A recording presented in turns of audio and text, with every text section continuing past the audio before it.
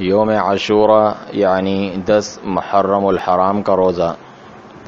اس دن اللہ تعالی نے سیدنا موسیٰ علیہ السلام اور بنی اسرائیل کو ان کے دشمن فرعون سے نجات دی تھی، جس کے شکرانے پر سیدنا موسیٰ علیہ السلام نے روزہ رکھا تھا، لہذا یہود بھی یہ روزہ رکھتے تھے۔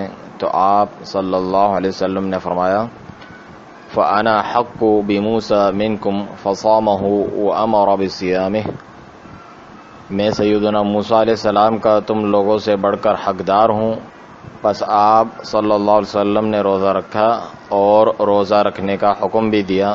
یہ صحیح بخاری کی روایت ہے۔ قریش بھی جاہلیت میں عاشوراء کا روزہ رکھتے تھے۔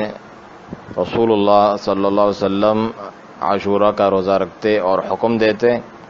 رمضان کے روزوں کی فرضیت سے قبل یہ روزہ فرض تھا، رمضان کے روزوں کی فرضیت کے بعد اس کا حکم مستحب کا رہ گیا، اور آپ صلی اللہ علیہ وسلم نے اجازت دی کہ من شاء صامہ ومن شاء ترکہ، جو چاہے روزہ رکھے اور جو چاہے چھوڑ دے۔ یہ صحیح مسلم کی روایت ہے۔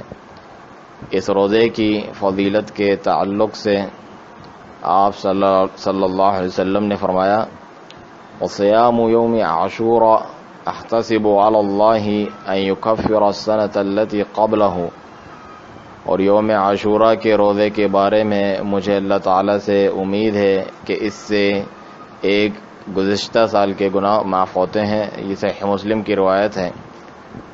یہود کی مخالفت کرتے ہوئے 10 کے ساتھ 9 کا بھی روزہ رکھا جائے، جیسا کہ صحیح مسلم کی روایت ہے۔ بعض علماء کرام مسند احمد کی حدیث وغیرہ کو صحیح مانتے ہوئے یہ کہتے ہیں کہ ایک دن پہلے یا ایک دن بعد کا بھی روزہ رکھا جا سکتا ہے، اور بعض علماء تینوں دن یعنی 9، 10 اور 11 کے روزے رکھ لینے کو بھی بہتر سمجھتے ہیں۔ اللہ اعلم۔ بچوں کو یوم عاشوراء یعنی 10 محرم الحرام کا روزہ رکھنے کی ترغیب۔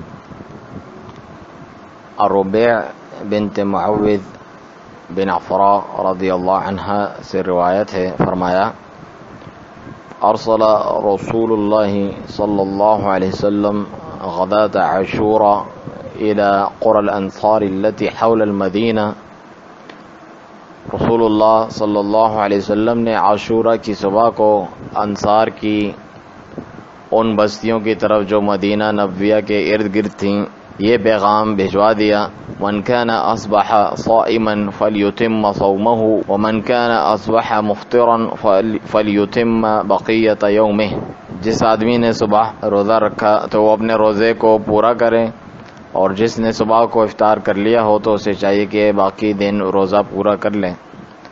فَكُنَّا بَعْدَ ذَلِكَ نَصُومُهُ وَنُصَوِّمُ صِبْيَانَنَا الصِّغَارَ مِنْهُمْ إِنْ شَاءَ اللَّهُ، تو اس کے بعد ہم روزہ رکھتے تھے اور اپنے چھوٹے بچوں کو بھی جسے اللہ تعالی چاہتا روزہ رکھواتے تھے۔ وَنَذْهَبُ إِلَى الْمَسْجِدِ فَنَجْعَلُ لَهُمُ اللُّعْبَةَ مِنَ الْإِحْنِ، اور ہم مسجد جاتے تو ان کے لیے روئی کا کھلونا بنا لیتے۔ فَإِذَا بَكَى أَحَدُهُمْ عَلَى الطَّعَامِ أَعْطَيْنَاهَا إِيَّاهُ عِنْدَ الْإِفْطَارِ، اور جب ان بچوں میں سے کوئی کھانے کی وجہ سے روتا تو ہم انہیں وہ کھلونا دے دیتے تاکہ وہ افطاری تک ان کے ساتھ کھیلتے رہیں، حَتَّى يُتِمُّوا صَوْمَهُمْ، یہاں تک کہ وہ اپنا روزہ پورا کر لیں۔ یہ صحیح مسلم کی روایت ہے، اس کے علاوہ صحیح بخاری میں بھی یہ موجود ہے۔